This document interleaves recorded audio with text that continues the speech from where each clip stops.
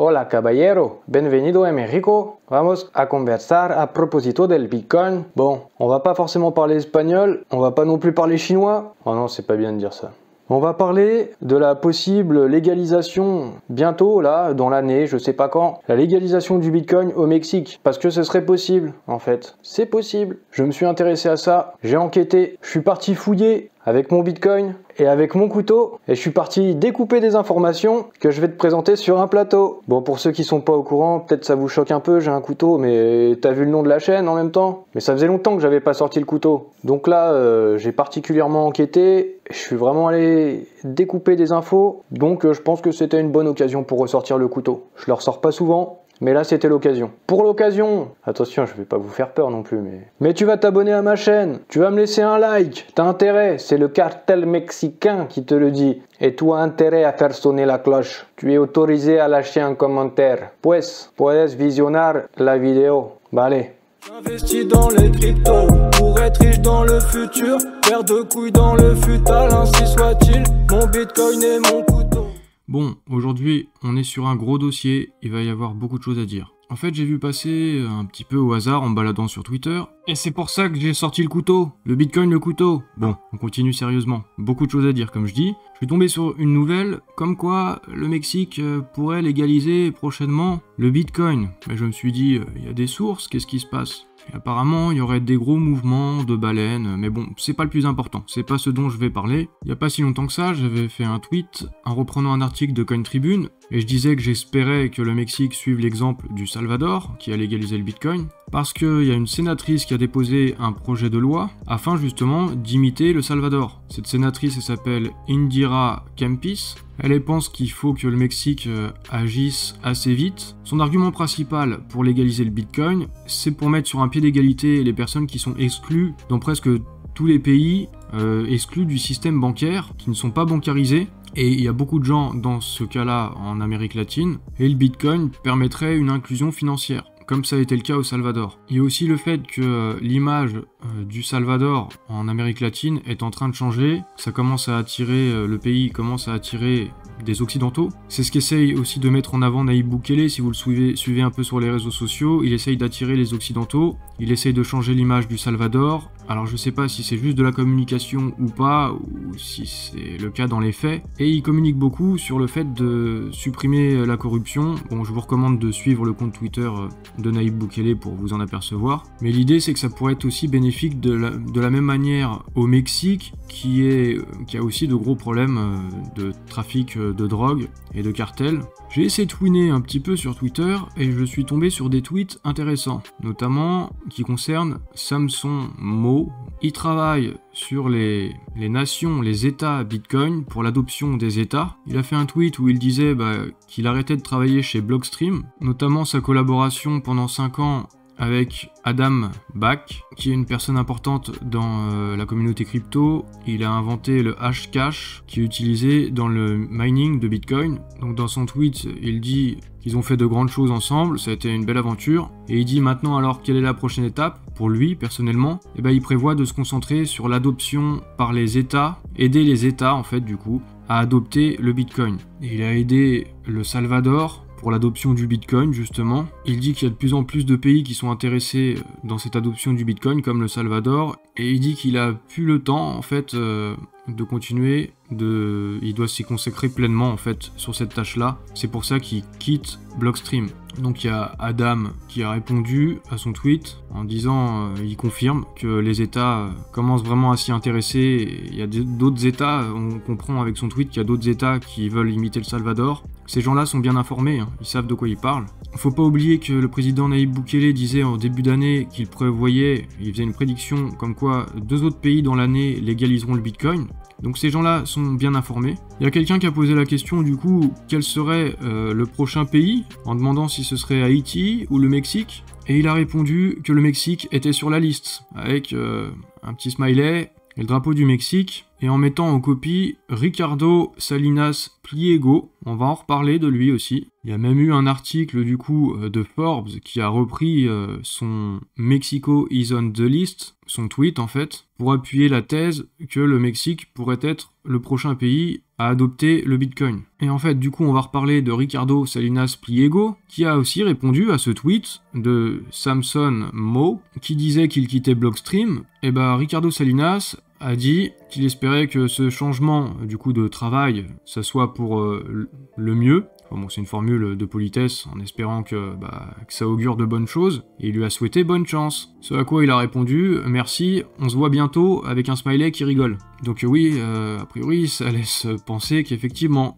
le prochain pays sur la liste, après avoir aidé le Salvador dans son adoption du Bitcoin, ça pourrait être le Mexique. Il n'y a pas très longtemps, Ricardo Salinas Pliego, il a conseillé aux gens d'acheter du Bitcoin, de juste le holder, et puis oublier de le vendre. Ne pensez même pas à le vendre, et il a dit « Faites-moi confiance, vous me remercierez plus tard ». Ricardo Salinas Pliego, c'est un milliardaire, et il aurait, dans sa fortune totale, environ 10% de sa fortune dans le Bitcoin. Sur sa photo de profil, sur son compte Twitter, il a les yeux laser, et il affiche le fait que c'est un holder de Bitcoin sur son profil Twitter. En décembre dernier, la chaîne de magasins mexicaine Grupo Electra s'est mise à accepter les paiements en Bitcoin. Grupo Electra, ça appartient à Ricardo Salinas Pliego, le milliardaire, du coup, qui est à fond sur le Bitcoin. En gros, Electra, c'est une sorte de Darty mexicain, pour résumer ça vite fait, ou boulanger, ou ce que vous voulez, c'est de l'électroménager. Et ce brave Ricardo Salinas, il n'y a pas longtemps, toujours en décembre dernier, en décembre 2021, il a déclaré « Éviter la monnaie fiduciaire, que ce soit le dollar, l'euro ou le yen, c'est du pareil au même, c'est de la fausse monnaie, des mensonges en papier, et les banques centrales en impriment plus que jamais. »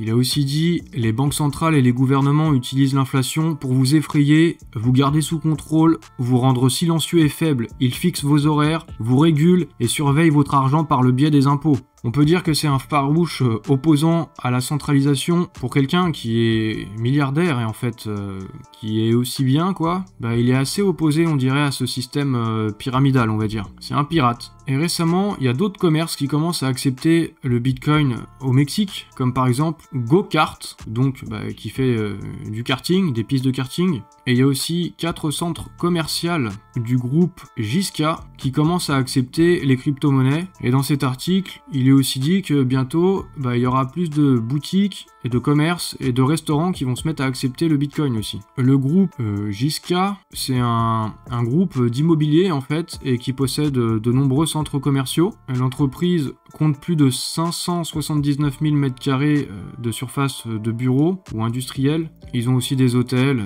Donc si ce groupe-là commence aussi à accepter le Bitcoin, plus le groupe de notre ami Ricardo Salinas, c'est qu'il y a des choses qui sont en train de bouger au Mexique, on dirait. En plus de ça, Ricardo Salinas cherche à miner du Bitcoin en utilisant l'énergie géothermique. Il a fait un tweet en disant qu'il était intéressé par ça. Et il y a Seb Gouspilou, dont je vous ai déjà parlé dans une précédente vidéo, qui lui a dit qu'il se voyait bientôt au Mexique. Et Ricardo Salinas a liké son tweet, sa réponse. Alors ils ont dû se voir au Mexique, probablement. Seb Gouspilou, c'est le patron, le CIO de Big Block DC Bitcoin, du coup qui fait du mining de Bitcoin. D'ailleurs il y a pas longtemps il était aussi au Salvador, et en fait Seb Gouspilou, comme il est dit dans cet article des Échos, il conseille le gouvernement du Salvador, lui aussi, dans l'adoption du Bitcoin, et notamment sur l'aspect du minage en utilisant la géothermie, l'énergie des volcans, du coup pour faire des énergies renouvelables et faire du mining de Bitcoin avec ces énergies propres. Donc il y a pas mal de monde, il y a des choses qui se mettent en place en fait